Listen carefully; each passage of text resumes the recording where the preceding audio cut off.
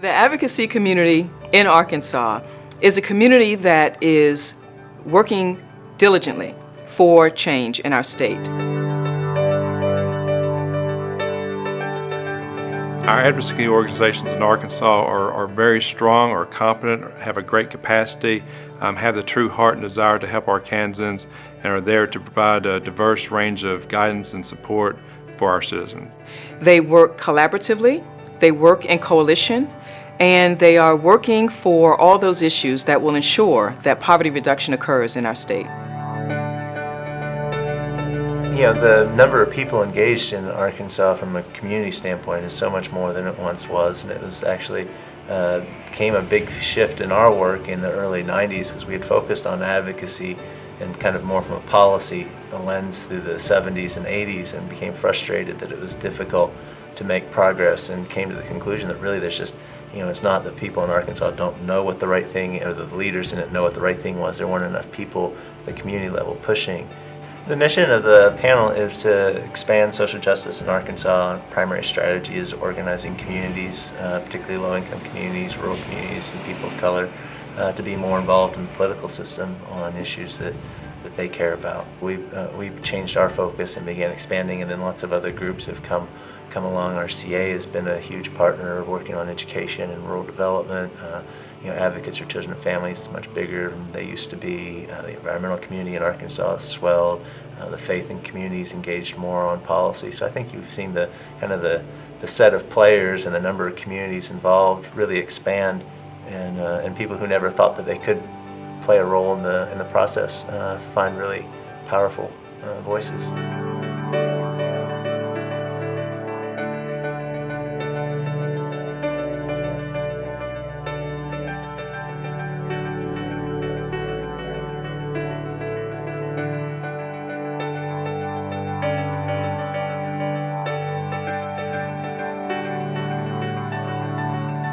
You know, in general, I feel like the rural population has been pretty much unengaged in advocacy as a whole for a long time. And the Rural Community Alliance is, we're a statewide organization, but we're located in low-wealth rural communities, and our mission is basically helping those communities, schools, families, students, survive and thrive, we call it.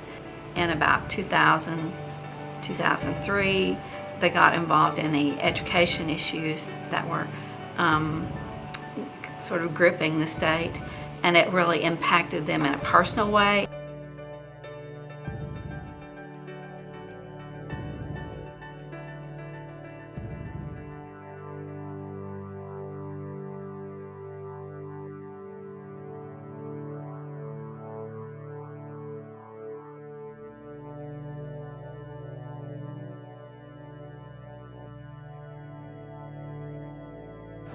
Well, when I think about community organizing and the role that a particular entity or place or people play into that, in rural communities is very important to be able to help support the efforts of the people, the grassroots people, because of the fact that we do not have a lot of funding, we do not have a lot of buildings, we do not have a lot of resources that larger cities and communities have. So everything that gets done, just like any good idea, it starts with a person or a group of people. We have a small staff and a large network of volunteers in our 52 chapters. Each one's led by a chapter leader.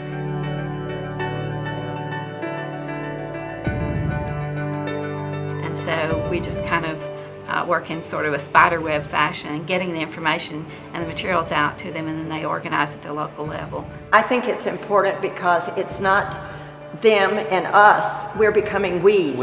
Yeah. And that's what needs to happen in our community. You know, people have the right to determine what's best for their lives, their family, their community. So we kind of start from that premise of trying to help people kind of claim their own rightful place. Another just practical reason is they're far better at it than anyone else. And so we found that oftentimes the solutions that we dream up in Little Rock don't work in Pocahontas or in Texarkana or wherever, and that really having the people from those communities involved helps make better decisions. The mid-2000s, especially just before the recession, Arkansas had the largest, fastest growing Latino population in the country per capita.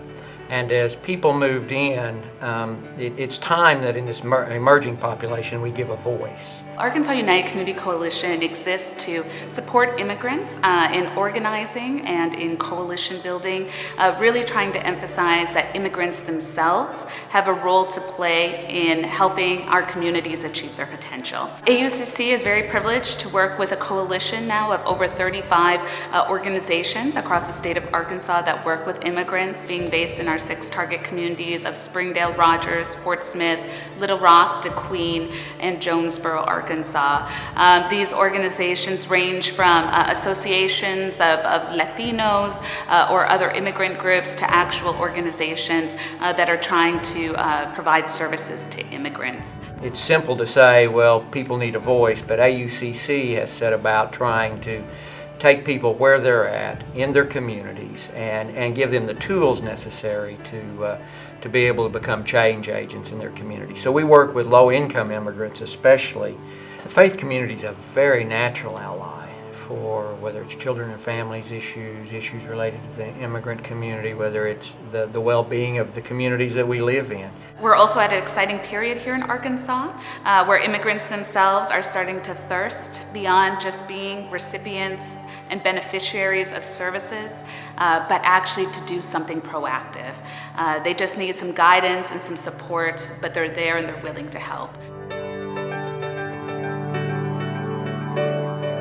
Good advocacy really depends on the extent to which that we can really put children and families first in all the decisions that we make.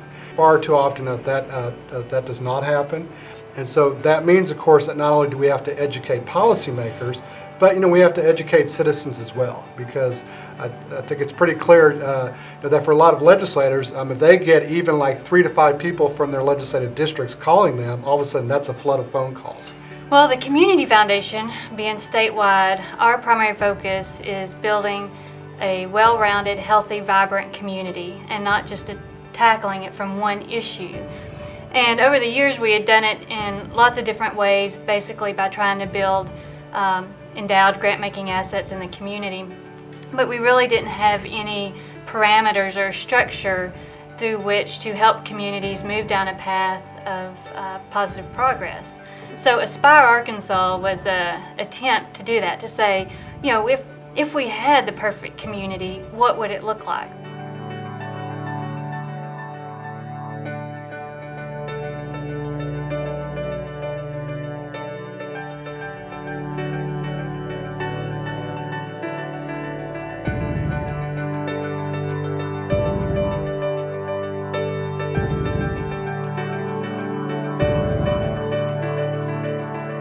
For Arkansas communities, we tried to put data, indicators under those, and we tried to balance that with it being appropriate and meaty enough to really give a good picture of each community. Now they're looking at the information and saying, okay, if this is our goal, if we really want to change this part about our community, how can we invest the limited dollars that we have in the organizations that are doing the best work to make that change? And so we have seen just in really less than a year, the conversations have become more strategic and really thinking long term rather than just what's next, what's for tomorrow.